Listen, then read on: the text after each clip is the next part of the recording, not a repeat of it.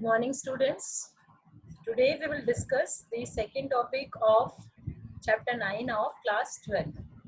So our topic will be methods of preparation of haloalkanes. So let's start from the first method. The first method to prepare haloalkanes is from hydrocarbons. Haloalkanes can be prepared from alkanes and alkenes when the halogen atom replaces the hydrogen atom. In hydrocarbons, we include both alkanes and alkenes, and we include alkynes also. But haloalkanes can be prepared from only alkanes and alkenes. There is one reaction given: CH4 plus Cl2 in presence of sunlight gives CH3Cl. Again, if you react this CH3Cl with chlorine, you will get CH2Cl2.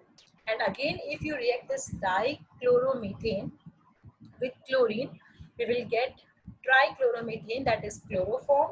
And finally, if we react this chloroform also with chlorine, we will get CCl4, that is tetrachloromethane. So you see, when we react methane with a molecule of chlorine, we get haloalkane. That is, one halogen atom is substituting the hydrogen atom of methane.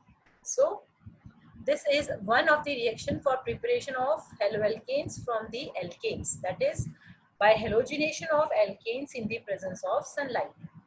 Now, let's come to the mechanism of this reaction. The halogenation of alkanes takes place through the formation of free radicals, which involves three steps: initiation, propagation and termination. These three steps are given in detail in 11th class in the topic substitution reaction. The order of reactivity of free radicals is tertiary free radicals, secondary free radicals and primary free radicals. Thus, the order of reactivity for haloalkanes is also tertiary haloalkanes, secondary haloalkanes and primary haloalkanes. This order suggests that, this order concludes that the tertiary haloalkanes have maximum reactivity in the halogenation reaction. So they are having the highest order of reactivity. Next method, that is from alkenes. When one reaction is given here, ethene plus HX gives haloethane, and in this case X can be Cl, Br or I. If we carefully observe this reaction, it is the simple reaction of alkenes where HX molecule is adding by following the Marconi-Coase addition rule. Here you can see in the reactant, that is in the halogen acid, we have one X, that is the negative part of the addendum, and we have one H plus, that is the positive part of the addendum. And what does Marconi-Coase rule says? Marconi-Coase addition rule says that if we are adding a species which is having negatively charged part, then the negative part of the addendum will attach with that carbon of the alkene which has lesser number of hydrogen atoms. But since in this alkene, in case of ethene, both the carbon atoms are having 2 hydrogen atoms, so in this case Marconi-Coase rule does not have any significance. There is no need of following the Marconi-Coase rule because both the carbon atoms are having the same hydrogen atoms. Now if you see the next example, that is butene, CH3CH double bond CH3. Again, if you carefully observe, the double bonded carbon atoms have the same number of hydrogen atoms. So in this case also, we don't need Marconi-Coase rule because the carbon atoms have same number of hydrogen atom, that is both the reactant molecules, that is ethene and butene, are symmetrical alkenes. These type of alkenes are known as symmetrical alkenes. So addition of HX to symmetrical alkenes does not need any Marconi-Coase rule for predicting the products. Let's take the next example where we will need to follow the Marconi-Coase rule. So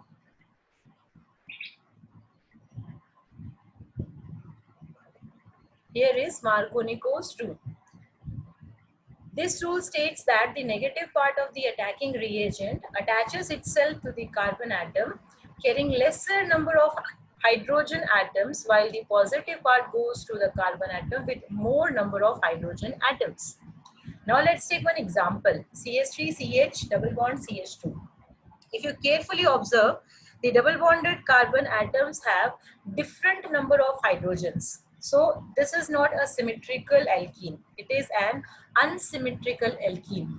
So when we are having unsymmetrical alkene and we are adding one HX molecule to that alkene, then we need to follow the Markovnikov's rule. So according to Markovnikov rule, the Cl minus will attach to the second carbon, which is having only one hydrogen atom, and H plus will attach to the first carbon, which is having two hydrogen atoms. So the major product which will follow the Markovnikov rule will be CH3, CH, Cl, CH3. So this is one of the method of preparing haloalkene from the alkenes which are unsymmetrical by following the Markovnikov's rule. Now let's come to the anti-Markovnikov's rule. What does anti-Markovnikov rule says? When HBr is added to an unsymmetrical alkene in the presence of organic peroxide, such as benzoyl peroxide, the reaction takes place opposite to the Markovnikov's rule. Anti-Markovnikov rule takes place only in the case of HBr, and according to this rule, the negative part of the addendum, that is the negative part of the HX, will go to that carbon which contains more hydrogen atom. Now the rule will be reversed. That is why it is anti-Markovnikov's rule. So let's come to this example, CH3, CH2, single bond CH, double bond CH2. It is an unsymmetrical alkene where the double bonded carbon atoms have different hydrogens. So when you are adding HBr to this molecule in the presence of a peroxide, then the Markovnikov rule will be reversed. That is, anti-Markovnikov's rule will be followed. So Br minus, that is the negative part, will go to the first carbon which is having more hydrogen, and the positive part, that is H plus, will add to that carbon which is having lesser hydrogen atoms. So the major product according to the anti-Markovnikov rule will be CH3, CH2, CH2, CH2Br, that is 1-bromobutane. Now let's come to the next method of preparation of haloalkanes, that is from alcohols. From alcohols, we are having three methods to prepare haloalkanes. The first method is by the addition of halogen acids, that is addition of HX to the given alcohol. Let's consider this example. We are having ethanol, CH3CH2OH plus HCl, gaseous form. In the presence of anhydrous zinc chloride, we are getting the molecule CH3CH2Cl. This is a major haloalkane which will be formed in this reaction. So here you can see that zinc chloride is used as a catalyst and it is behaving as a reducing agent so that the cleavage of HCl can be easily performed and we can get more yield of the haloalkane. So in this case, the anhydrous ZnCl2 is working as a reducing agent. And the mixture of HCl and anhydrous zinc chloride in the ratio 1:1 is known as Lucas reagent.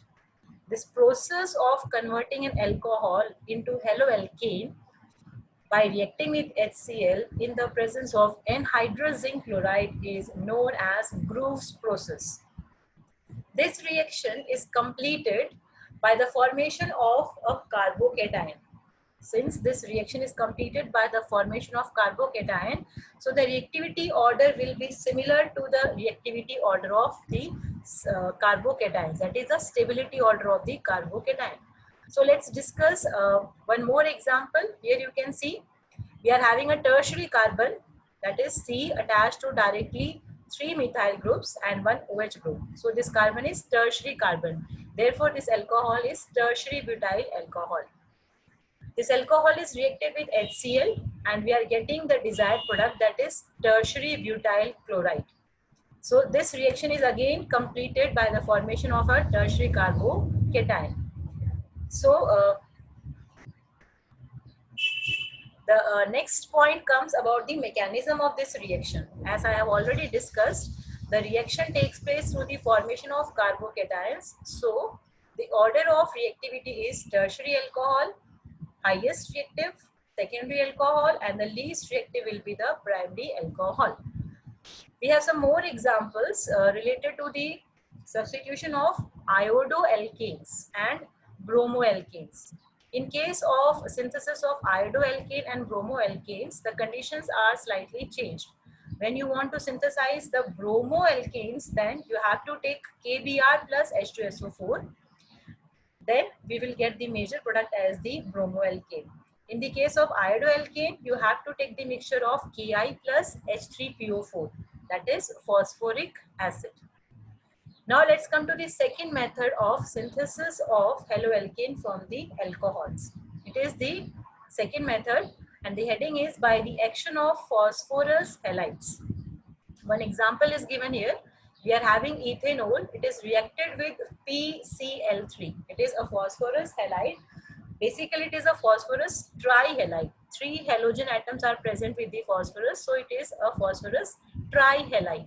So, when ethanol is reacting with phosphorus trichloride, PCl3, we are getting chloroethane and phosphorus acid, that is H3PO3.